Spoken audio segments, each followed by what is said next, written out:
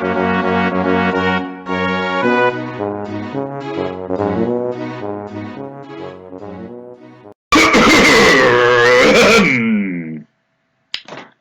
up, bitches? Welcome to the GNamer podcast. I'm your main man, Luke Buscalilly Summerhaze. I'm joined, as ever, by Chris Massoft-Ass Penjilly. Say hello, Chris. Howdy. I'm also joined by Andrew Andyman Rice. Say hello, Andy. Hello. And a podcast debut by Alex Musselwhite. Say hello, Mus. Alright. Alrighty-ho then. So, because this is a podcast about video games, we will start in the time-honoured tradition of talking about what we have been playing. And seeing as you're the guest, you can start us off, Mus. Well, today I didn't get around to playing too much, but I did have a nice little go on the original F-Zero on your Wii U, which was good. I enjoyed that a lot. Yeah, I remember you stopping for a second and watching the title screen and me thinking that it was victory music and congratulating you. No, it wasn't victory music. That was determination music. That was keep going, mate. Try again. Try harder next time. But you can do it. You can do it. Fucking hard game. Oh, yeah, I know. I've had it on my Wii U since pretty much when I bought the Wii U. Don't think I've won more than like 3 races. Did you ever win a cup? A single cup? Because the only difficulty on there was beginner, and that was pretty challenging. Yeah, beginner, porn, and I can't win the cup. Jesus. You know. It's always been a challenging game because the GX one is on the GameCube is pretty hard, isn't it? That one is pretty hard, but I have actually beaten the story mode. Some of the chapters on hard mode as well. But that's, again, more determination, just stupid amount of determination than me being properly good at the game. Would you say it's harder than the SNES one you played today or not? I don't know. I played so much of it that it's kind of hard to judge because the controls are so different on a the sort of 2D the SNES one. They don't really compare, especially with a GameCube controller as well, which is probably my favourite controller. It just works perfectly for that game, GX. So, I don't know, tough one. I'd have to play more of F-Zero on your Wii U. I think the difference is with the Super Nintendo one like that, it will eventually click and you'll just find it fine, because it's so digital and precise, but with the the GameCube one, it is very analog and it's just so fast.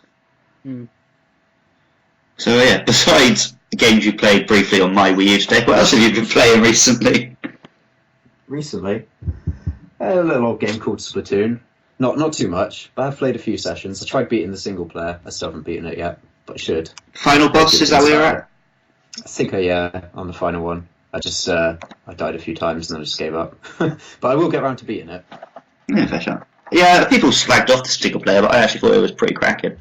I very much enjoyed it, and in fact I played through it basically 2.5 times because of the Amiibo versions as well. I've got an Amiibo actually, so I should be jumping on that. 3.5 times because I played it once and then with 2 of my Amiibos out of 4. So nice. It's nice. I'm yet to actually finish the single player on it. I think I'm about halfway through. I should really get back to it. It's not super long, and every level is different. It really does that Nintendo thing well. Yeah, it's not super long, but it's one of those that I like to pick up and do just the odd level and then put down again. It's not something that I want to play through solidly, if you see what I mean, which is one of the reasons why I've gone through it so slowly, I think. I sort of wish I had done it like that, but I wanted to power through it because I was hoping it would unlock something really cool for the multiplayer, which it just doesn't. I am wearing the starting position. They all had 2-3 slots on, which is pretty good for base equipment to start with. Yeah, the Octoling vest is what I wear actually because it goes around my goggles.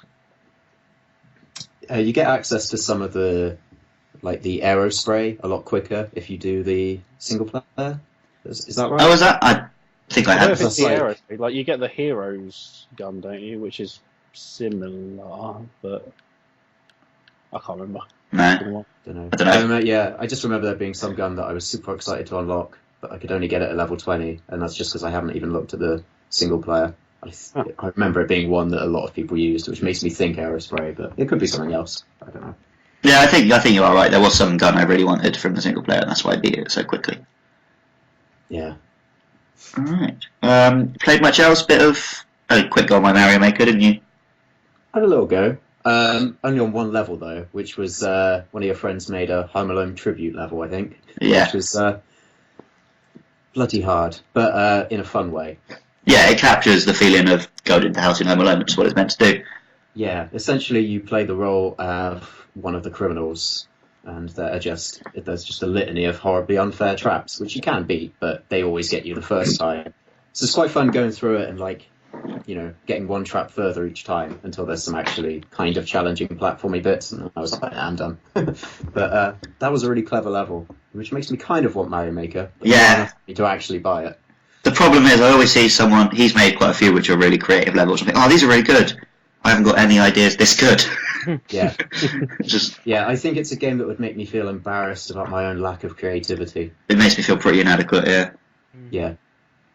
I think my biggest issue is just I only ever bought it to play levels because I can't make levels, never have been able to, and I'm not all that interested in doing it. But the way that the Mario challenges work, like you just have to go through so many levels, which are just, I don't know how they get assigned or like okayed for that mode or anything, but like there's just so many glitch levels where you're just like, oh look, Mario's in the floor again. Oh look, he's trying to go through this stupid maze where if he messes up, then he just loses a life anyway. Like it's just there's so much nonsense in there. Yeah, I don't really do the challenges much. I followed like a whole bunch of people whose levels I like, and I just play them. Yeah, that'll be the way to do it. I think it's just I wanted to unlock more amiibo costumes and such. Fair. Yeah, I was going to say I've played it a few times. I've made an odd few levels, but I'm not too bothered. And then it's just been playing it here and there, like you said, the challenges. But you find to be a lot of those ones like don't touch a button, and then Mario just goes through all the course. And then Those are really clever the first time you see one, and then you just want to actually play some Mario. Levels without actually doing anything, which is a bit lame. Yeah, I think there are some problems with the way Nintendo's got the, I don't know what you call it, but the way it chooses which levels you get. Well, I don't think it's a problem with Nintendo. I think it's just a problem with user-generated content. Yeah, it's the same with every user-generated content game ever, but there's a bit of buzz before the game came out, and Nintendo had quite a good way of avoiding that. But they haven't. They've had the same problem all these other games have, which is just that people are morons. The friend lists thing, like, why do I have to subscribe to somebody separate to my friend list? Yeah, that's the real stupid oversight. Type their number in. I'm sure that's going to get a patch soon where you can just add all your friends. Yeah. That's really dumb otherwise. Just see what friends have made. Yeah. It's much easier. How bizarre. Andy, have you been playing anything else? Well, my recent commute. Oh, fucking hell, that was almost a word. My recent commute game has been Picross E6. I'm gonna say. Blimey, is that what they're up to? I think so. Naturally, I've not been looking at the number too much because it doesn't matter because it's just more Picross goodness.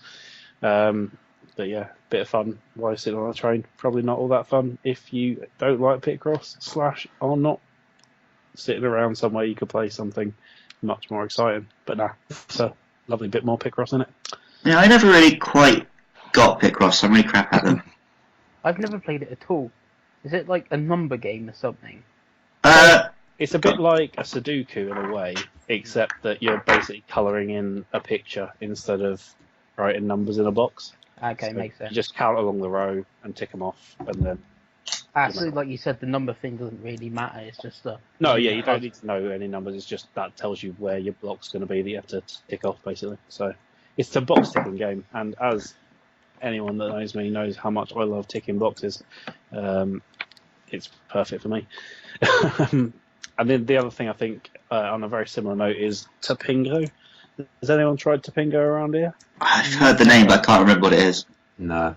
No, it's a sort of Picross-esque game, but instead of filling in a grid, you've got boxes which have a number on them, and you drag those boxes like left, right, up, or down, and the boxes like move up. You are still filling in an area.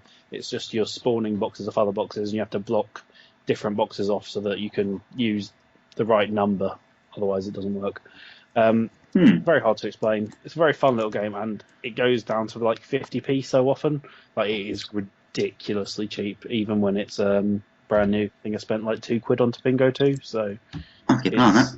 Can't at that price. very snazzy for that price. Well, it's very snazzy on its own. I'd quite happily pay Picross E prices for it, and it's much cheaper. So I definitely recommend that to any Picross fans out there. Alright, anything on the Wii U?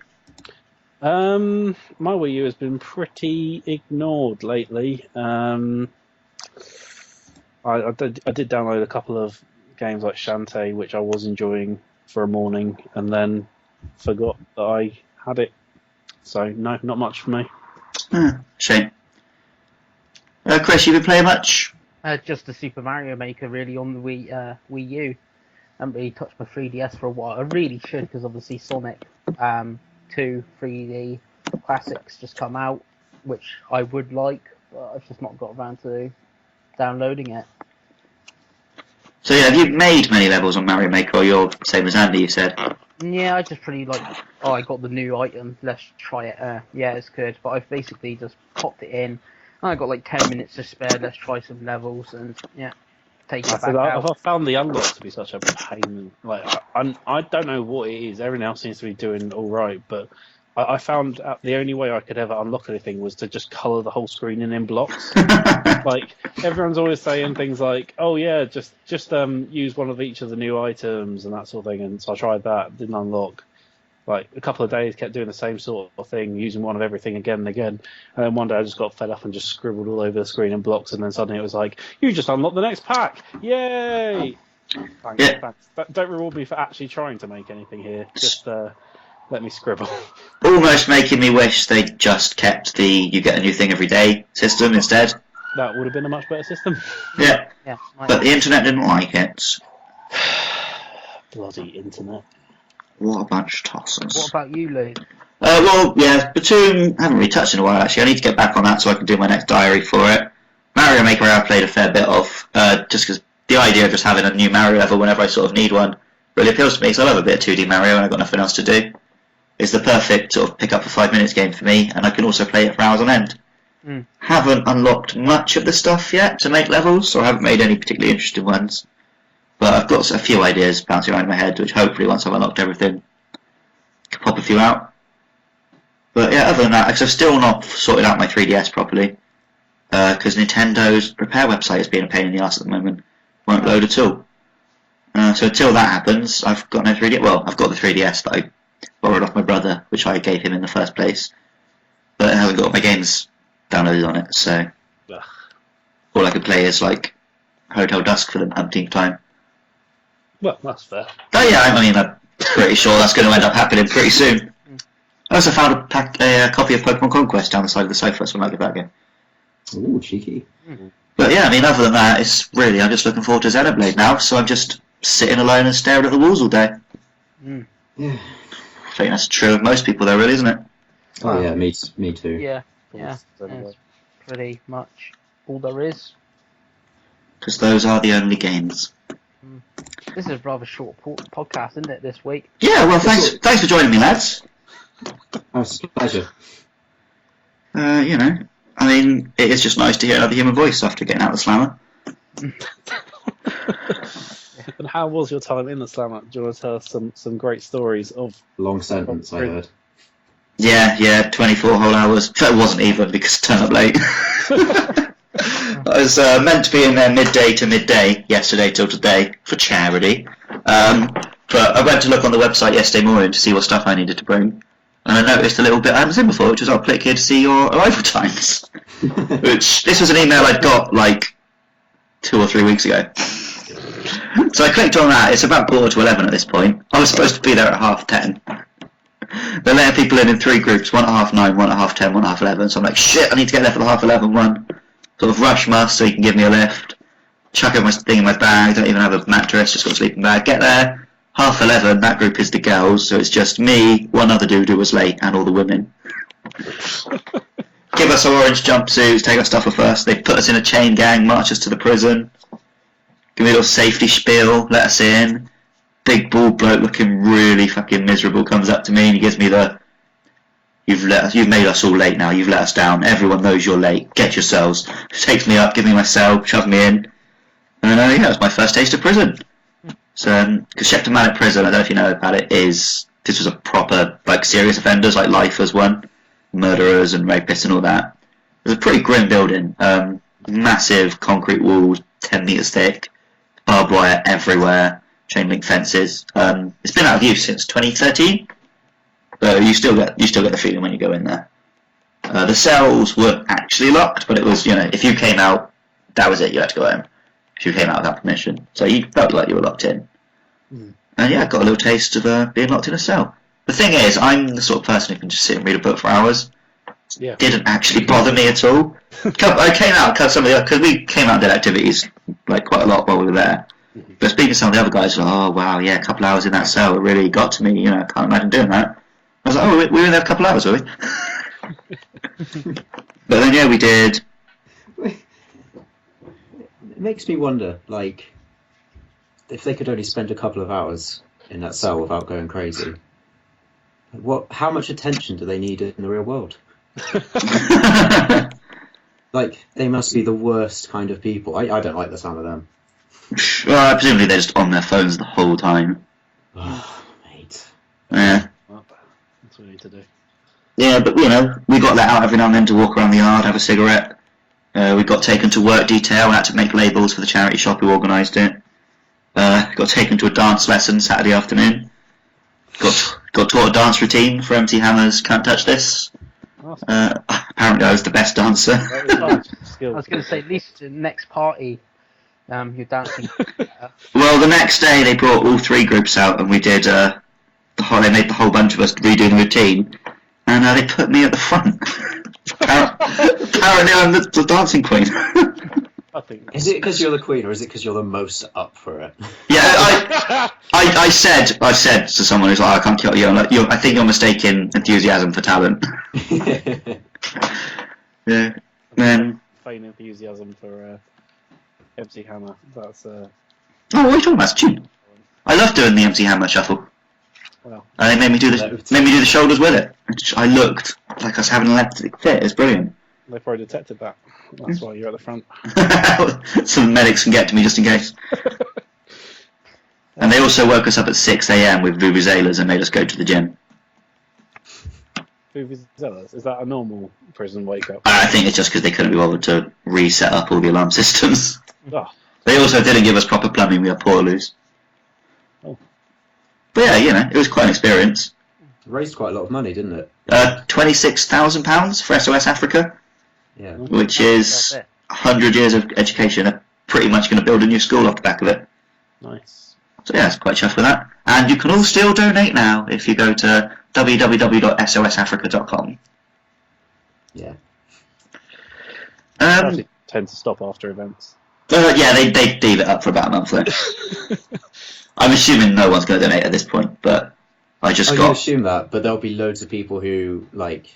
Someone went round at work and they said, "Oh yeah, I'll give you a £5," and they haven't. And they're like, oh yeah, I've got a load of people like that I need to get money off. Yeah. New people probably not, but no. It's just like. But I did just get like 10 minutes of airtime out of them, so I better give them a shout. And it's a great cause, so you should donate even if they're not sending me to Czech prison. That is true. I mean, I know you won't, but you should. I did. Oh yeah, you did actually. Cheers, mate. Yeah, a few GNamer did. Do you know what I just remembered? I've got an Xbox and a laptop, and games on them. Yeah. You got a computer, haven't you? Yeah, I spent quite a lot of money on it, if I recall. I think there's a few games on my Steam account. Yeah. What's this Steam? Is that Codename Steam on 3DS? Didn't know you played that. It is that. It's exactly that, and I've just ported it very laboriously to my computer. Wait, that's illegal, isn't it? I'm sure that can't be legal. There seems to be a game like that on Kickstarter every week. So. Yeah. No, I haven't actually played that game. Although it looks really cool, but I doubt I'll ever play it. The art looks really cool. So what have you been playing on this Steam you speak of? I've got a cheeky little code courtesy of Nintendo for a little game called Blood Bowl 2, Luke. Oh yeah. I've been playing quite a lot of still. It's one of the few games that my internet can actually support, since it's a turn-based board game, so you don't have to time anything, which is always ruined just playing anything online on my internet, to be honest. Even Mario Kart. And Nintendo do a really good job of lag on Mario Kart, I find. But so played a bit of Blood Bowl 2, which is It's a board game, a mash between American football and Warhammer, basically. And anything can go wrong and probably will, which is why I like it, and why a lot of people online seem to get very annoyed very quickly, because there's a lot of dice rolling and a lot of idiots. But it's a good game, sort of. Wow. I'm surprised Sort of. they still do the game, because don't they not do the board game anymore? Yeah, the board game's been discontinued for a while. I'm guessing it's just because the previous video game got more popular than the board game. What do you call them? Games Workshop. They basically just, if someone wants the license to any Games Workshop property and are willing to make a game out of it, Games Workshop basically say knock yourself out. So there's loads of trash. There's some really good stuff, and then there's loads of middling stuff like what Cyanide do with Blood Bowl, which is why they made it. But Cyanide are weird. Like, they made a knockoff version of Blood Bowl before, which was such a close imitation of Blood Bowl, they got sued by Games Workshop and now work for them and make the real Blood Bowl. It's really weird. So that's the thing that happened. I can't remember the name of that game. But, yeah. It's quite nice to see it work out that way for once. It is quite nice. They've got this really weird free market approach to just, anyone can have our stuff, as long as we get a lot of royalties for it, presumably. Well, yeah, I mean, considering what they charge for, like, a 1-inch metal figure. Jesus Christ, yeah. Yeah, Total War Warhammer is coming, yeah. Yeah, I don't know whether I'm excited for that or not. It'll probably be really good a year after it's come out.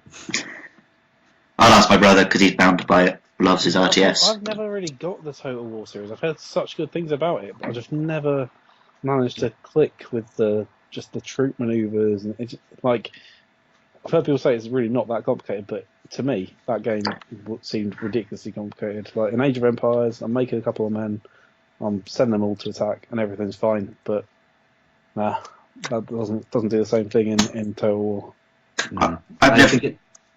I think it kind of depends on which version you're playing, because the later ones where you have like Empire Total War, for instance, where you have to set up your men in a very specific way for them to be barely useful.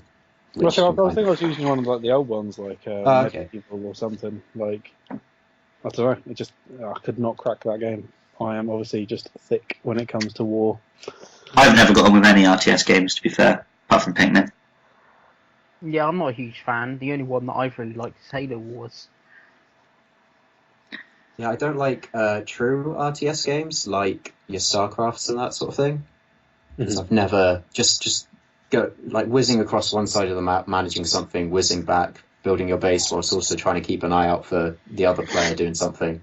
That's stressful. That's the kind that I always got on with, like Age of Empire, like Battle for Middle Earth. Is that the RTS one? I think it is. Yeah, it is. And what was the other one I used to love? The Star Wars one as well. I love those ones, but no, I've just never clicked with the Total Wars. By the end of Pikmin 3, I guess I was pretty much doing that. But it's just fiddly micromanagement, building buildings, all that. And I don't know. I'd rather just be one lad with a big gun. I'd rather be Master Chief. Let's not beat around the bush. Yeah, that's what I figured you were going for. I think you've also been playing a little game which might be one of our Game of the Years, haven't you, Mass? Which one would that be, Luke? One which is about existence being a bit unusual. Oh, would you say strange, perhaps? Yeah, I would. Yeah. Game of Thrones, the Telltale.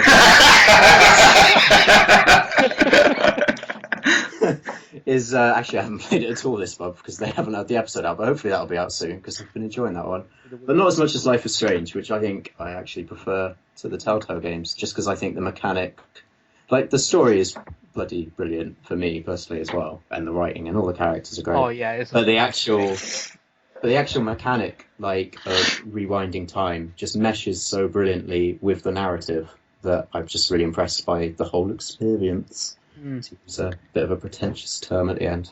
It's a bit of a pretentious game, really, as well, isn't it? In what way? It just seems a bit to me. I don't know why, but I think it's a French thing. I've heard about Life is Strange. I mean, Journey, that's pretentious as it comes, but Life is Strange does not sound like Journey. It sounds like a story about a girl. It's about as unpretentious as it gets. It's just a teen drama. Yeah. Yeah, just. Do you know what potentials means, Mouse? Look, Yeah, video games should be about guns, okay, and they should star men. So it's trying to link a video gamer over there. Yeah, I've only played episode 1 of Life is Strange so far, but it is, from what I played, bloody excellent. I was going to play episode 2 tonight, but I'm talking to you people. Yeah. Um, It's got really good intros as well. Yeah, I will probably bust it out in a second. It's from what I've played, a lot of people were moaning about episode 1 when it came out, and that was all that had come out. I didn't have a problem with it. I mean, it didn't have like any huge shocks really, but it's an opening episode. It's introducing you to the characters and the mechanics. I mean, some of the characters are annoying, but they're meant to be. Like, these are teenage girls. Like, yeah, that's what they're like. Yeah. If that annoys you, then congratulations, you're an adult. You know, go for it. But I really enjoyed it, and mechanically, it really puts to shame what Telltale have been putting out. Yeah, especially once you get to a few of the later episodes, there's some really clever uses of it later on as well. I like the way it just controls the same all the time. It's not like one minute you can walk around and the next minute it's like, no, you're locked on this plane, and then suddenly it's 2D. Unlike a Telltale game, it's probably better to play this one with a controller. Whereas the Telltale game, whenever it does any of the QTEs where you have to aim a bit, if you're using a mouse, you're fine. But on any sort of controller, it is not not pleasant. Yeah, Life is I never had Strange. too much trouble with that, though. I've never had that much trouble. I wouldn't say I have trouble with it, but it's clearly not right. I think it's like stressful, but then I think that I would have thought that just came with the heat of the moment just as much as anything. Yeah, else. but when you die 6 times in a row, it ruins the heat of the moment and the story. Who dies in a Telltale game? Oh, he does. Yeah, not good. With Life is Strange, I started playing it with my mouse and I went and got my Xbox controller, and it's so much nicer. It just controls like a nice 3D third-person game. I said they did make what was it before, didn't they? The Remember Me. That's the one. So yeah, it doesn't surprise me that they can make a proper game, because that was a pretty decent game. Yeah, I look forward to catching up with that and then eagerly awaiting episode 5 for everyone else. So have you done all 4 episodes, Mus? Yeah, I have. I'm eagerly awaiting the 5th one, which I think is out in a week, maybe 2 weeks or so.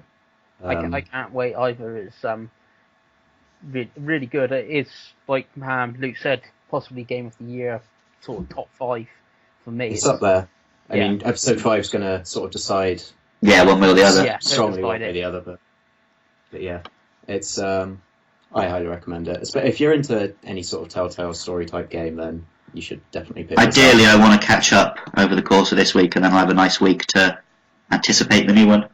Yeah, that's a good way of playing it. Yeah, I really want to get involved, because I just know that all of everything else is just going to explode about Life is Strange. As soon as that last episode comes out, everyone's going to go all spoiler full and all that jazz, and I just I'm too far behind at the moment. Get on it, mate. Luke said episode 1, everyone was like a bit, yeah, it's okay. Even I said it was okay on the forum, but then like episode 3 came out and everyone's like, it's possible game of the year. It's up like Golden Joystick Awards and stuff like that. You know, it does get really good.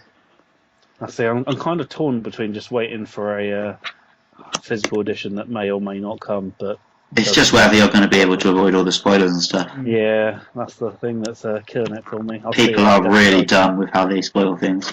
Yep. Yeah. We'll see. We'll see how it goes. Other than that, I played my first playthrough of Undertale, which is a really cool little sort of, what do you call it? What's the game with Ness in it? Earthbound. It's a bit like Earthbound, sort of, but with monsters. And yeah, that's a really cute little game. I can't say too much about, because again, it's one of those that you really have to play, and then you also have to play it a second time and do everything differently and see just how much your actions change things. It's a really neat little game with a really cool combat mechanic, in that you don't have to fight anyone, but you also can. And it's otherwise a very traditional, like, it's a really nice breath of fresh air in an otherwise very stale JRPG sort of genre, which is one of the reasons why it really impressed me, although it did give me a headache while playing it. But that's just because the colours are really bright, so I had to actually take breaks, which is not something I normally do when I play a game. I was annoyed that I had to take breaks because it's really good. Meant to take him every hour though, aren't you? 15 minutes every hour, isn't it? Yeah, something like that. I've left him playing a game, gone to work for a 9-hour shift, and come home and he hasn't moved. So yeah, but that was Shadows of Mordor, so that's not a game. That's life. It's like my new religion. What's that? Try this. Is it Undertale? Is it? Yeah, Undertale. It's I want to try it, but £7 on Steam. Not run anything anymore. it'll run this, won't it? It looks like an NES game. I've had to uninstall Steam because Steam was messing around with the laptop. Like, it's a decent laptop because it's my work laptop, but I don't know. Steam was absolutely having a tantrum, so I just removed it. I was like, nah. You sure it wasn't just because you were going on Steam at work? Yeah. Sorry, everyone called me. But no, it was melting down. I was not happy. So I think I might have to wait until hopefully there's a console port. Come on, guys. If you hear this. I expect it'll be on something. Yeah, it's got to do, innit? Possibly. It could well be on console. You only ever have to use, like, the directional pad to move, or the arrows if you're on PC, and the Z and X button, which should be easy enough to get onto a gamepad, I'd have thought. You think so? I'd have thought. I'm not, like, I haven't developed any games, but I think we have the technology now. But, I don't know, I just use PC, so I wouldn't know.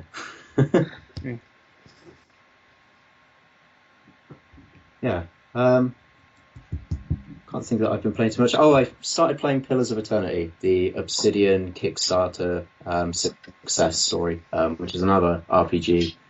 Very much a throwback to Baldur's Gate, which I've never played, but apparently it's very similar to that. I've played it for about 10 hours and not got anywhere, so it's a really big game, basically, that I can't talk too much about, with just tons of classes, and you can go into any sort of inn in the game, and if you think, my party could really do with a rogue or a barbarian or whatever, you can just buy one and make your own and give them a little backstory, which is really nice, because my party was sorely lacking at the beginning of the game. And I had wizard, and ranger, which wasn't working out very well. Didn't want anyone in your party to take any hits then, I'm taking. Cool thing about the ranger class is that you get an animal, so I chose the bear because that was the tank. Bears are pretty cool. So I'm always up for a game with a bear. It basically turned into, like, can I get the bear to engage all these enemies? No, I really need to get someone else on my team now. All my other guys are just dying. But it is a really cool game so far, although incredibly wordy. There's a lot of reading. And the game throws you in at the deep end. It's not like it gradually introduces you to the lore. You do play as a foreigner to wherever it is that you arrive at the start of the game, but like right away it's already straight in there with sort of, you don't know about this religion, or you should know about this religion because I ain't gonna fucking tell you. Basically, it basically treats it like that. So it's a lot of reading, but most of the writing is all right. So I'm getting on with it so far, but that could very well change. It's quite possibly going to be one of those games that I just never finish because it's way too long. I don't know what's the danger of finishing it. Yeah, there's achievements on there that say you can, but I don't know. Yeah, but yeah, I think that's pretty much it for me in terms of what I've been playing this month. Nice. Alright, Andy, have you been playing anything on these filthy multi-format consoles? Oof, have I? What have I played? Let's have a look on my PlayStation. So, I've recently started playing Evolve, which is a game like Monster Hunter, but with guns and a person as a monster. For those that aren't initiated. It's pretty good. I mean, we've only just scratched the surface of it, but seems like it'll be well good once you get some teamwork going and you actually understand what on earth is going on. But can you talk to the monsters? You can if they're one of your friends, I guess. Like, please don't attack me. Please don't attack me. Please don't attack me. Can't we just be friends? They don't tend to listen to you, I have noticed. So, but no, it's pretty fun. Definitely something worth checking out if you can get yourself a squad together for it. I think my next big thing would be Destiny, which I believe Mass has been playing. Are you still just on the original version? Yeah, I've just finished up all the strikes of Taken King and Dot Below, and I played some Arena last night with some random people. So, but yeah, no, Destiny is pretty snazzy. It's no Halo though, is it? Oh, it's better than Halo. But, Get a fuck! Yeah, it's nowhere near as good as Halo. You find it's a much more satisfying game to play. But then, anyway, let's not go into the deep hole of my... Let's not get into your wrong opinions yet, because we're not even on to the main one.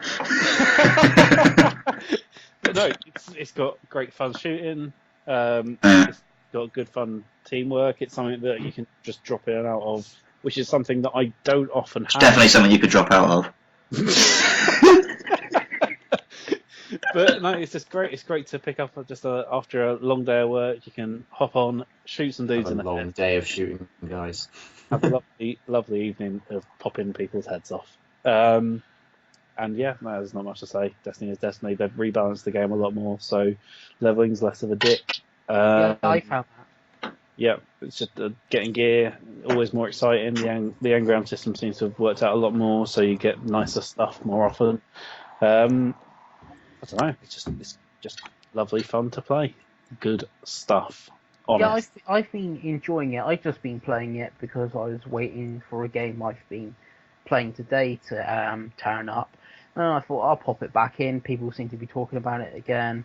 Try the Dot Below and House of Wolves, and I found it fun. I can notice the difference, like you said, with the leveling system and the engrams, and getting fairly decent gear. But I've done, the so-called story missions of those two expansions, and now I'm like, what do I do? Do I just grind for more gear, or do I buy the Taken King to play possibly only like 10 or 12 story missions? And I'm like, I mean, okay. Halo's coming soon, which should be a better shooter, but it just won't have like the longevity, I suppose you'd say, of Destiny. Like Destiny, like you said, you can go back to the dailies or whatever, and the grind. Where Halo, I think that the 8-hour story out as well on Destiny. Like you're not just, the story missions aren't just a series of missions. You do them in the order, and then that's basically it. Like you can go back and do them again to get a bit of XP. But there wasn't a whole lot of point in replaying the story missions and stuff before. But now they've got like a more complex quest system built out. All the NPCs have actually got a bit of character, which has popped out of literally nowhere. There's just interesting little like challenges for you to be doing at all times. There's always something I can do on that game when I log on, and that is frankly all I need from Destiny. So I think it's excellent signs for year 2. If they manage to get this much out, year 3, whatever next year is, Destiny 2 is what I was thinking. So I mean, if they manage to do this from an expansion, if they're building a game from the ground up around these Taken King systems, I think that is something that could be really exciting for anyone, be they a Destiny hater or be they a Destiny lover. So I definitely think keep your eyes on this space regardless. This isn't your dad's Destiny, this is built from the ground up for a next-gen experience. But no, I think it's built to scale a lot better. It's I really do think that the next one will be something special. Can I just take a moment here to tell a well-worn little anecdote? Just because you said to scale.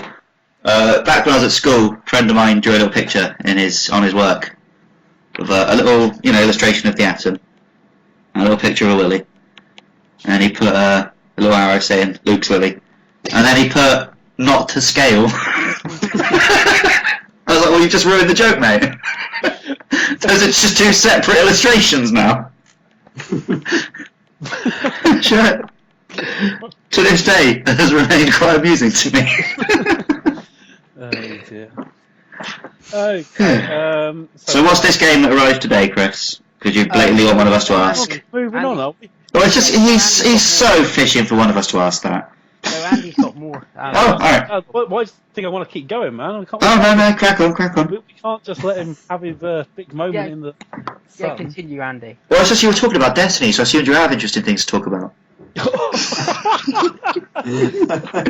Well. Yeah, so I've recently picked up the old Batman again, Arkham Knight. It's a good game. It is indeed. I've just started my new game plus on it after having a reasonable collection of DLC for it because I bought the season pass. I was like, yeah, it's about time I go back to it. And I keep getting ridiculously scared of the slight jump scares, which is not great. This is like a second run through, isn't it, as well? Yeah, I think because there's something about it being the second run through that is making it worse. Like, you know that bit where you're Gordon, you're inside the, like, you're inside Batman's office or whatever the shit. Yeah.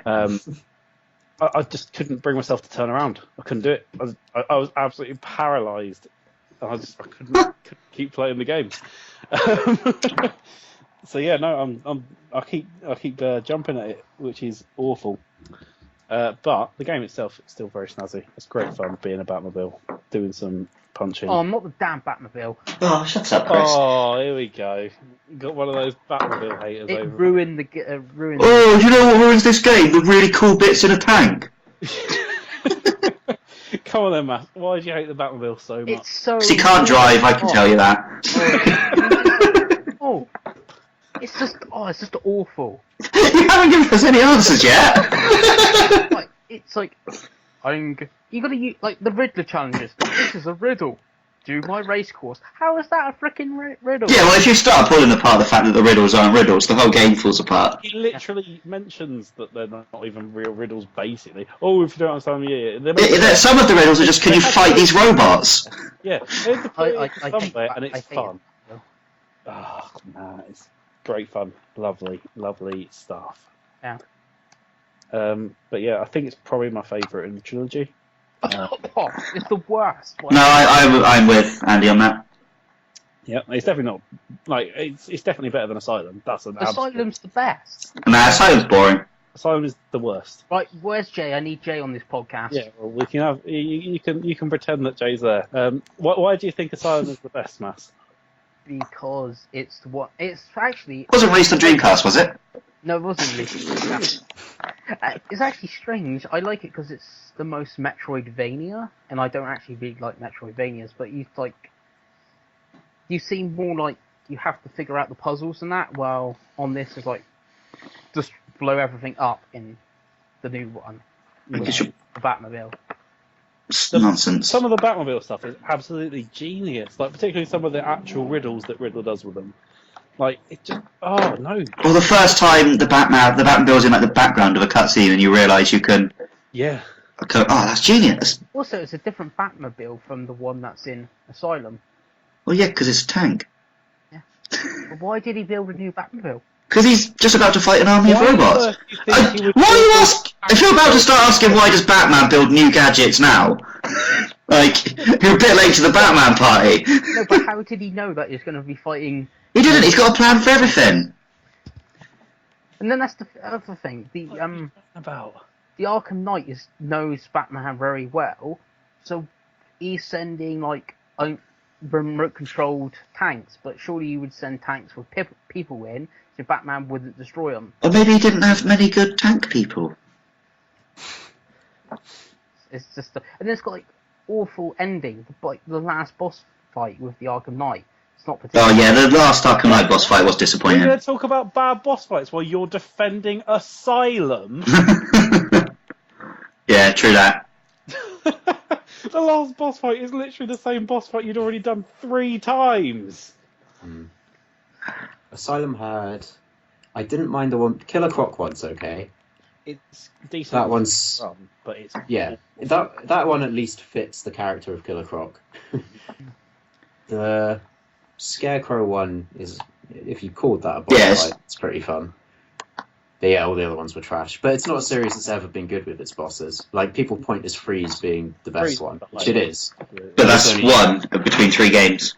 And it's also only like properly good the first time, and then after that, I don't know. It's good again on New Game Plus because you have to like Doom, you have to really like think about it because you have to do extra. Yeah, if you play it on hard mode, you have to do every single possible takedown, which I guess is pretty cool. You have to pull all of them off. So yeah, I definitely think it's a snazzy fight, but yeah, definitely. Yeah. So yeah, that's my Batman hour. Let me have a quick think. So I think the next thing I've spent a lot of time on is Rocket League. Has anyone else here played Rocket League? I played it back when it was supersonic, rocket-powered acrobatic battle cars, but I haven't played it as Rocket League. Yeah, I tried it back in the SATCB, whatever the hell those days. I didn't really like it that much. It was okay, but no, I've really, really got on with Rocket League, which is weird considering it's a sports game, and I lack any love for sports. But no, just it's a great game to just jump on, jump at some balls, try and score goals, have a good time. Just pure car football joy. Can't argue that. Yeah, it does look like a lot of fun. I've just got such a big backlog that I cannot justify picking up another game that I'm going to spend. Like, I'm going to want to jump into it all the time because it looks that fun.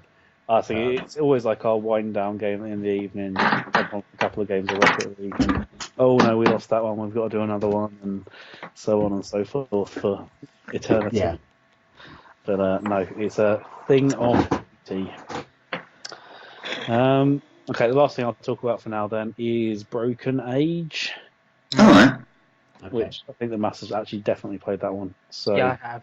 I'm sure you can chime Is in. that finished yet? Yes. Yeah. Okay. There's only 2 parts, and the PlayStation version, at least, I don't know if there are other format versions, is just both parts. That's the only way you can buy it. So, Cool. but no, I was really impressed, which is weird because I absolutely hated Grim Fandango, which is probably on a very similar wavelength. But I just did not get along with Grim Fandango at all. I thought that was an awful game. The story wasn't fun. The gameplay was awful. I did not get why this game was so loved. But Broken Age. I've not played Grim Fandango, but I thought the story was supposed to be really good in it. That's why everyone loves it. I did not get it. It was just not fun. But I mean, Broken Age had me gripped from the very start all the way through to the end. I thought it was a couple of really interesting characters. I really liked just the way that the 2 acts were handled, without obviously wanting to actually spoil the story. And there wasn't too many ridiculous, obscure, half-baked puzzle answers, which is always a boost in my books. So no, I really enjoyed it. What did you think, Mass? Yeah, I've only finished Act 1. Yeah, it was okay. It's not really my sort of genre. Yeah, it's decent, and if you like that, genre, I expect it's one of the best. Why didn't you finish Act 2? I just couldn't. Yeah, I just couldn't really be bothered. I think things come out that I'd sooner be playing, so I just moved on to them. The game can be finished in an hour, man. An hour. Yeah, well. Oh, well, I can't comment because I haven't even turned it on. But no, yeah, I definitely recommend that to anyone who fancies a bit of a story that is outside of the Telltale or Life is Strange bubble. But yeah, no, otherwise it's just waiting for Borderlands and Game of Thrones to end at the moment. That's what we're waiting for most right now. Okay. Right, there you go. You can move on to Mass's secret game now. Right, what did you get in the post, Mass? I only forgot a game that we were playing. What game's that? Rainbow Six Siege beta. Oh yeah, it's because I've deleted it, so I can't see it. But no, yeah, that was a good little beta, wasn't it? Yeah, it was really good. I'm still not sure if I'll pick it up because there's no single player, but it was pretty decent. Did you get to shoot the men? Yeah, it was good. See, I don't think the game needs single player at all. It is the whole point of it is the going around as a squad, taking down some dudes.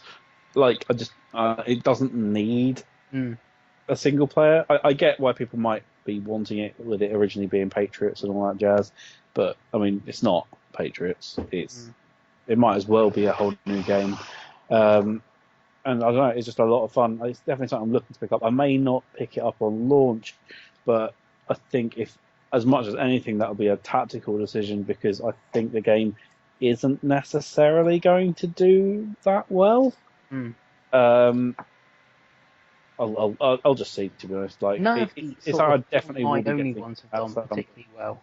Yeah, that's the big kicker. Like, it's something I would love to have on day one, but I'm probably not going to have the money, and it is probably the most likely of the Christmas rush games to drop quickly.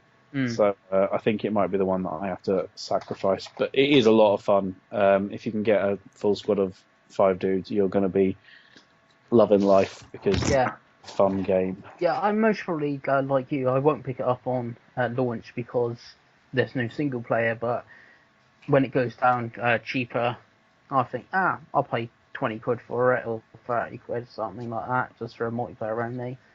Then I'll pick it up. January sales, most probably. Right, we're going to do your special game now then. Nothing special. I actually it didn't come today because it's obviously a Sunday, but everyone listening to this is all hyped. They're all like, they will switch it off now. You've heard that. We want a massive special game. Come on, don't be modest. This is an incredible game. It's going to be. All I was waiting for. That's why I was playing Destiny. I was waiting till Uncharted collection came through the post. I mean, I like Uncharted, but I'm disappointed. Well, yeah, because nothing that special. It's just Uncharted collection. We all know what it is. Number 1 looks actually really good for an 8-year-old game. Bluepoint have done outstanding work on it.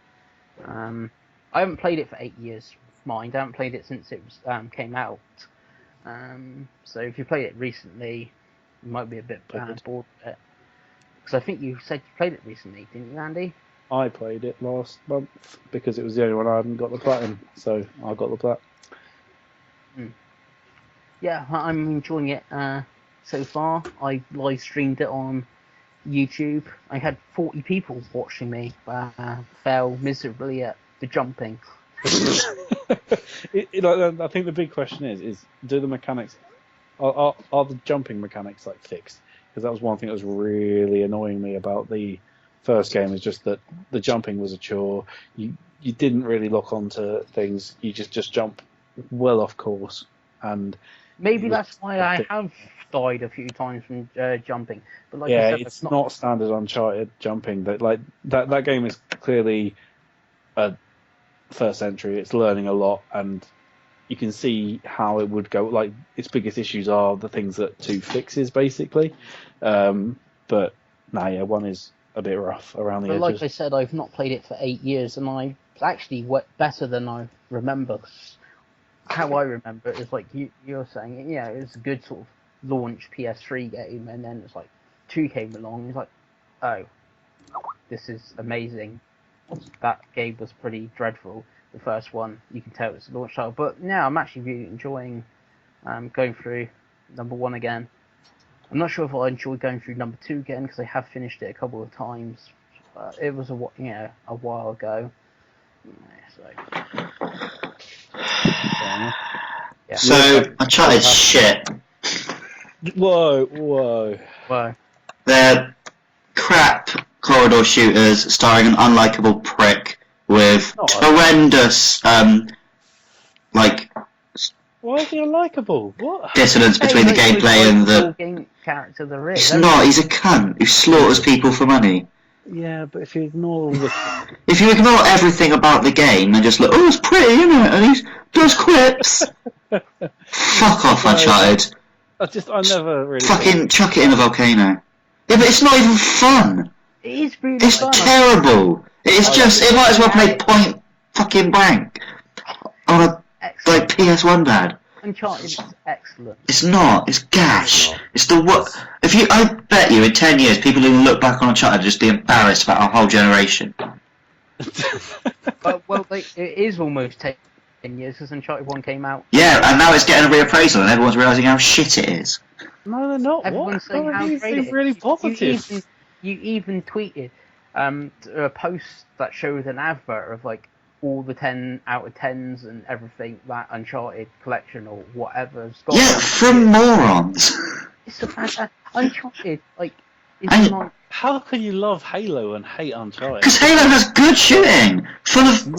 Halo shooting is not good. Halo shooting is the best shooting ever done. You just hold the button and just like, oh, I'm shooting forever and ever. I'm not really doing any damage. You're crap at Halo, mate. No, the guns just don't do any damage. Halo, there's like an infinite number of ways you can tackle every battle, and Uncharted is literally just. Look, do you like Indiana Jones? Yes, I love Indiana Do Jones. you not like Because Indiana Jones didn't slaughter hundreds of people to get a golden trinket and then make a little joke about how cool he was. Indiana Jones, like, actually, believed in right and wrong and fought for a reason. Indiana Jones was an interesting character who fought Nazis. He wasn't just a prick. And also, Indiana Jones didn't, pretend to be a nice guy, then hand me the controller and let me do, an hour of boring shooting, and then go back to pretending to be a nice guy. Shooting's definitely not boring. Yeah, everything about it is boring. Honestly, I've never even been able to complete one. Uncharted 2 has, the best opening level in, gaming. Yeah, but you're not doing anything. Just holding for. It's like Uncharted 2's opening is just like fucking Journey with an exploding train. That's why I liked it. It's exploding trains to make everything better. Although exploding trains are at least more exciting than Journey. So. Yeah, but if I'd exploded the train myself because of clever gameplay, then yeah, maybe. But it's just oh, look at this train that we've exploded. Stare at it. Don't look anywhere else. We spent a lot of money on this train. Nah, it can get on the bus to fuck. Edge's top 100. Uncharted 2 is Don't start quoting that like that's not something every single person who read it complained about. It's right near the top. Look, Mass, just because it's popular doesn't make it right, okay? Look at racism. What? Is racism that popular? It was once. It was once, and now we look back on it and we're like, oh, hello. Probably should. 100 years from now, they will look back and like, look at them. They were moaning about immigrants, and they were idolising these video games where they shoot people for money. Oh, It's a reflection of everything that's wrong with our society. What? Yes, Uncharted. Uncharted. Honestly, Uncharted is probably shipped over to the Middle East as an ISIS recruitment tool to show what's wrong with the West. That and My Super Sweet 16. They just bundle up the discs, ship them over there, and you get another fucking terrorist attack. Jesus. What else have you been playing? Playing anything good? Well, I have. It's called Uncharted. So far, you've been playing Destiny and Uncharted, so you're not filling me with confidence. Okay, I'll go to. I've been playing Everybody's Gone to the Rapture. That's better. That at least looks interesting. It's really good. Andy clearly doesn't like it. I liked aspects. Okay. I just hated how slow you walked because it made the game insufferable. You do know they had a run button.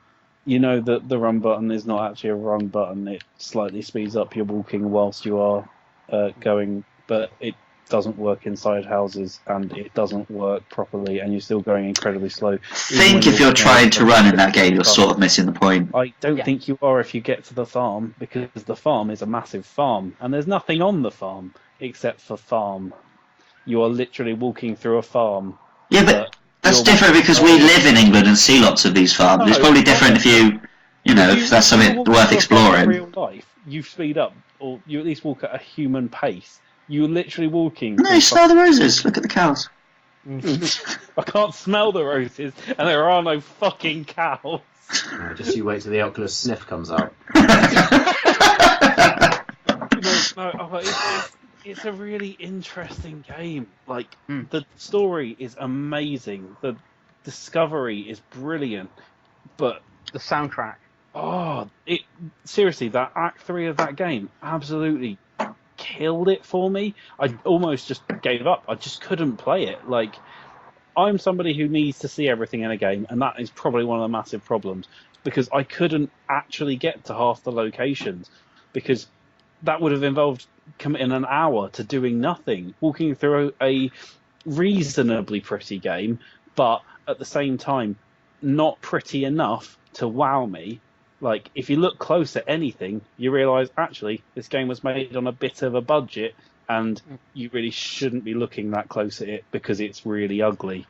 Like, the up-close textures are awful. Like, no, I was really disappointed with that aspect. But, I mean, it is worth persisting with the story, but seriously, Act 3 is... I've only seen bits and bobs, and I thought it looked quite pretty, so this is disappointing to hear. It's only because you have that control, and you can go up to, like, a train door, and you realise that the train door is just not made of anything. It's just patchy and pixely, and they clearly haven't put time into that. Yeah, like you said, they've not put time. It's, to me, I've just played it the once. I've got the story, and everything like that. It's not a game I'm going to go back and go, oh, I need to find all the train numbers for the trophy or whatever, because it's not that sort of... No, I absolutely agree that's a game that you should get trophies on. There's no doubt about that, but like the point is that is something that they've put in the trophies anyway, so people are meant to... That is effectively something that people might want to do, but that's forcing you to look closer at a train which isn't very well animated. And the other thing about that game is, like, you're going through this beautiful, like, post-apocalyptic countryside, whatever. You can't interact with anything at all. Like, I don't understand why. Yeah, I think you're not. You can open certain. Yeah, but it doesn't matter. You can open doors. You can open certain doors.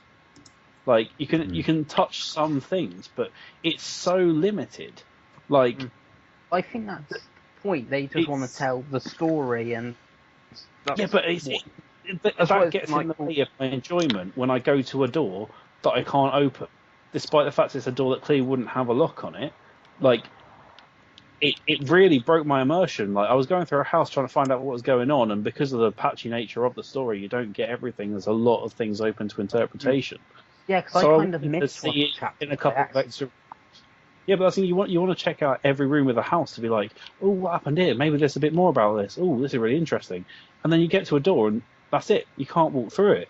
Like, it really, like, there are some real issues with that game, but at the same time, it really is brilliant. Like, it's a really weird one. I definitely recommend it to anyone. The storytelling is top notch. It's just. Sorry, it's just you just spent so long laying off that I would recommend it to anyone. There's so many issues with it, but the storytelling is just so good and it's so interesting. It's got the sort of Her Story thing of being sort of non-linear and like allowing you to go and. No, I totally get what you mean. It's just it amused me the way you worded it. Oh yeah. But no, yeah, it's a game that has properly torn me because it's great, but it's also absolute crap. So. Yeah, I think the thing, like you're saying, is true. It's not a very good game, because they're very good at storytelling. It's one like they made. What's the other game they made? Did they make Dear Esther or Gone Home or something like that? Which is similar sort of thing. Not particularly a game, but interesting in the terms of story. It is a game. Don't be silly. Yeah, that's the thing, and it could be a good game. It just needs a little bit more effort. Dear Esther is what you're thinking of. Yeah. But yeah, no, it really sort of upset me because it didn't work, and at the same time I wanted to care so much about it. Like, there are a few games that make me care as much as that game did make me care and make me as interested in the story and as invested, and then it just let me down because it didn't play well. But yeah, I think I'm definitely interested in wherever that studio is going next. That is good stuff, but I just hope that they think a bit more about wasting my time next time. Well, like obviously games we played at EGX, we played a few on the Rift, similar, not as nowhere near as good, but similar sort of thing. That's a game I can imagine being on the VR, and it's like the VR just takes you through the game. You don't really play it; you're just like immersed with the PlayStation VR or something. I can't. But then I think I would be able to move faster because I am a person who could walk at a reasonable pace. But that game makes No, you wouldn't walk. You just sit down and be like immersed in the world. But, And then I'll be even more annoyed that I'm physically in the game and I can't walk at a human pace. That's a lot of the games that, like I said, at EGX and I played on Rift have been that sort of thing, like walking simulators, but they actually just take you through the game and you don't actually play. You're just like immersed into the world. But I think that's what they've been trying to do to everybody who's gone to Rapture. It's like I wouldn't be surprised if there was like an auto mode or something and like follow the line. Oh, that would drive me mad. Yeah. So you couldn't even like attempt, like at least when I was holding down a couple of extra buttons, making myself feel like I was trying to go faster. Like that's something. But like, just think of those in-building speeds. Sorry, can I just? Andy was saying how what he really likes about this game is that he can explore and look around and it's non-linear. And you said, yeah, but wouldn't it be good if they made a VR one where you're stuck on a track? But I think that's what the game is aiming for. It's not supposed to be open. No, but it is. It is 100% because there's so many little side stories off to areas that you otherwise wouldn't discover. The whole point of the game is discovery. I really don't think that it would be worth it if there was no control. You just need to go, you know what? I don't walk at this speed, especially when I'm in a house. I definitely don't walk this slowly, randomly, because I'm inside in a building that there's nothing happening in. Like, oh, no, that game is broken. I'm sad now. Have you played anything good, Chris? Well, we did like it, actually. Everybody's got onto the Rapture. So, but just thinks it's broken. Tearaway Unfolded. Oh, I'm interested in that. How's that? Have you played the Vita one? Yeah, I played the Vita one, and then the game glitched on me after a patch, and I couldn't finish it. That's a bugger. I'm to start again. So how does it compare? It's pretty similar. It's not that much different at all, really. I've done up to where you got to make the squirrel a king crown, so I'm not that far into it at all. Thing anyway. Fun. So you're not really far enough to say that it's the same. No. Okay, so far it's pretty much the same. So the tutorial is the same. Which isn't a bad thing at all. I'm not saying it being pretty much the same. But it's a 30 quid The game was good in the first place. It's what, 35 quid? Though. Yeah, but how many people had a Vita? Oh, I know. So, I think it is crazy that they're charging that much for a game that was like not even full price on Vita. Was it not? No, it was like 25 quid on launch. Yeah. They're charging you a full £40 PS4 game price for a game that's a re-release of a game that came out, 2 years ago? I didn't think I paid that much for it. I think I only paid like 25 quid for it from like Game Collection or Simply Games or something like that. Oh, last thing, I have seen it listed for proper top line prices, which was not impressive. Yeah, I don't know why I've not actually continued. Actually, I know why, because it came just before EGX, and it pretty much came out 2 days before that. So I've not got back to playing it. This is going to take fucking ages to edit.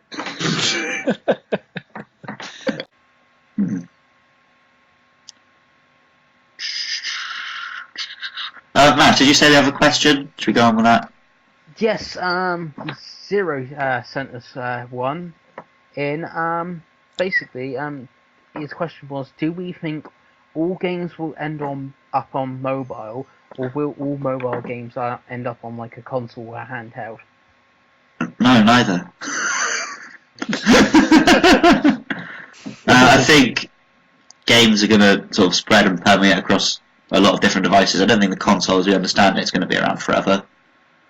But it's not going to be completely replaced by mobiles, because mobiles are shit for playing proper games on. I think it would take a long time for a mobile to actually have a decent enough way of getting its content. I mean, I tried looking for Android games and iPhone games when I have got the respective phones, and I can't find them. Yeah. Like, I know of 80 Days, I know of Device 6, if that's the right one. I think his questions mostly stemmed from he played recently Year Walk, which obviously was a mobile game that's now come with the Wii U. And then you got things like Pokemon Shovel that was on the 3D. Okay, that's a free to play game, but it was on the 3DS and it's come over to. I think. And he's been playing like all the Final Fantasies, which were on obviously PS1. He's been playing Final Fantasy 7 and 5 and stuff, and now they're on a phone. BioShock's on a phone. So we're thinking like, I don't know if he's thinking in 10 years' time, Metal Gear Solid 5 will be on the phone. I guess it could do, but I mean, I think it's going to be a publisher by publisher basis. Do they think they'll get it out of it? Personally, I'll never want to play a big console game on a phone because why would you? I think the lines are going to blur more and more as we go on, and as you get little third-party controllers that are up to scratch. But it's not going to happen overnight at all. Yeah, with a phone, you couldn't possibly have Metal Gear Solid on it at the moment because the user interface just. Is it? Yeah, it is. Apparently, it's absolutely horrendous. Oh, yeah, of course it is. Yeah. I mean, like, why is it on a phone? Because you just don't have the user interface to make that sort of game good. Kojima, Konami, like money.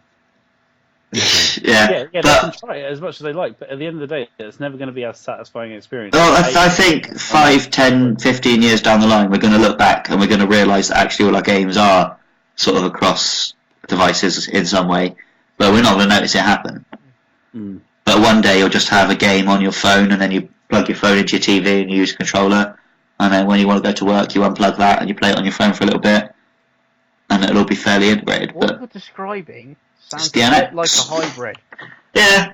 Fuck off. But even more hybridised than that. Yeah. But that's a long way off. We'll have the holodeck soon anyway. Yeah. Never leave our rooms. That's the dream. Yeah. I think some console games do make sense, like the Final Fantasies.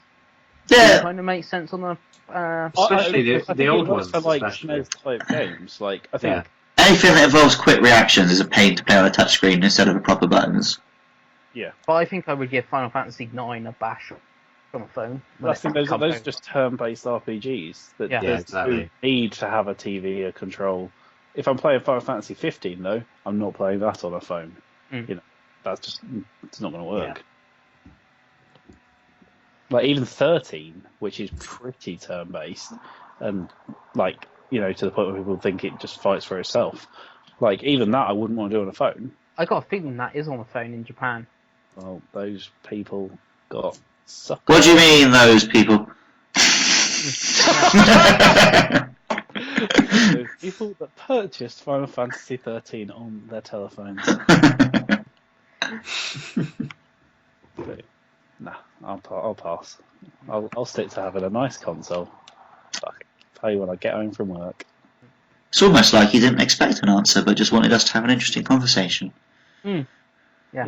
He's brought thought-provoking conversation into it instead of just passion and rage. Does anyone else get any questions?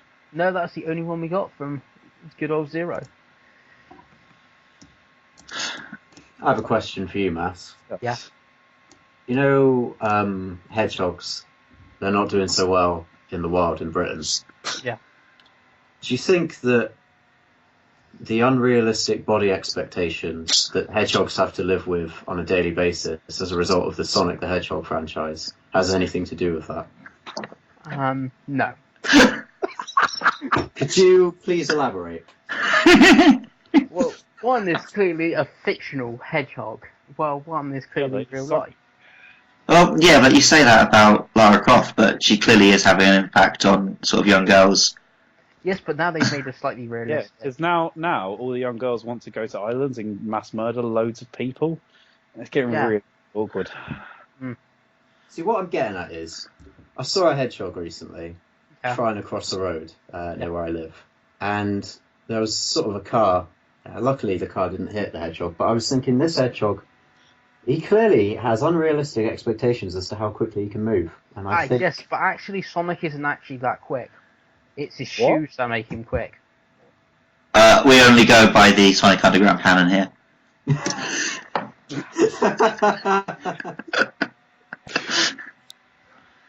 His mother will be found. Sonic Underground. Yeah. I think the I Hedgehog was on its go way to by bad the canon practice. from the original Sonic comics and games that Dr. Eggman made his shoes, which makes Sonic quit. If you call him What? Dr. Eggman, then you're. Or Dr. Robotnik, I Yeah. should say. There we go. Why Yeah, would he help Sonic? No, He's Dr. more Robotnik enemy. used to be good, and then in an experiment he became bad. What? They've not even elaborated on it. Yeah, it's in the comic books from like the No, early but 90s. what was he experimenting on? I don't Madness. know, I can't remember. I just remember the shoes make Why'd Sonic go quit. You are so half-assed with your is it canon stuff. You've not done the research, have you? I'm not going to Google like every Sonic comic or something. Well, you're not a real fan then, are you? Hey, I own Sonic Boom. You don't own Sonic 2 3D though, as we proved earlier. So Oh! But it's not the best version of Sonic 2. what? You haven't played it yet? Yeah, but it's not the Neo Geo Pocket color version. Sonic Event. Because everything on the Neo Geo Pocket Color is always the best thing. That's why there's so You many Neo absolute Geo Pocket hipster. Color after it. Sonic Pocket Adventure on the What Neo was Geo Color. that? He's trying to be me now. Anyone that's played it will say either that is the best Sonic or it's the second best behind Sonic CD. Oh, guys, we've gone over the 2-hour mark. Piss off. Fun? Sonic CD is the worst Sonic game. It's the best. Right. Or. Hello, that bombshell. I should have known that my ludicrous question about a hedgehog and unrealistic body expectations would take us on a wild tangent through Sega history. Sonic CD was. Here we go. Yeah, but it's like I've said this before. It goes like at the top you've got the 3D Mario's, and then underneath that you've got like 2D Mario's, and then underneath that you've got like other 2D platformers, and then underneath that you've got like 2-frame LCD games, and underneath that you've got like Travel Scrabble, and then like underneath that you've got like Trucking Rocks in a cup, and then like right underneath that you've got the Sonic games. You need to elaborate on Travel Scrabble, because that is going to be a mess in a travel version. Yeah, shit, but it's still better than the Sonic games. Didn't you Is it meant just to be like magnetized? Sonic CD into the classics? How would you like?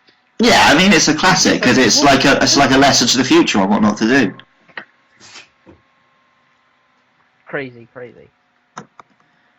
Well, I mean you like playing Uncharted and Journey where you just press forward, so it makes sense that you like playing Sonic where you just press right. Whoa! You do not just press forward in Uncharted. Your main issue with Uncharted is that you have to shoot things. You can't do that if you just press him forward. I know, you press forward for a bit and then you have to do a dull shooting gallery and then you press forward for a bit more. I'll accept that, even if I disagree. I can rest happy tonight. Said I can't because I've got to edit this bollocks. I would say that you should make the Metal Gear Solid bit its own separate I have to upload like 3 separate podcasts. I'm gonna Yeah, cry. you do them all in one go, mate. No, I might just. Should we just get Jade there? Yeah, and finish Metal Gear Solid. Yeah? So Jay, you're currently listening to us talking about how you should be editing the podcast. How do you feel about that? Well, if you've just listened to the 2.5-hour podcast I couldn't be bothered to edit.